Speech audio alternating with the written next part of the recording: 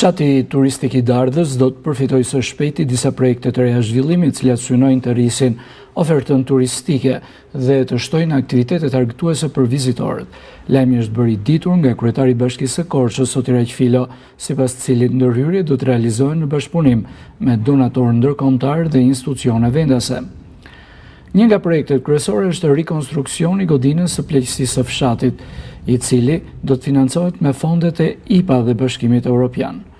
Paralelisht, në bashkëpunim me Fondin Shqiptar të Zhvillimit, do të ndërtohet një zipline si dhe disa shtigje turistike, të cilat pritet të pasurojnë përvojën e turistëve, si në sezonin veror ashtu edhe në atë dimëror.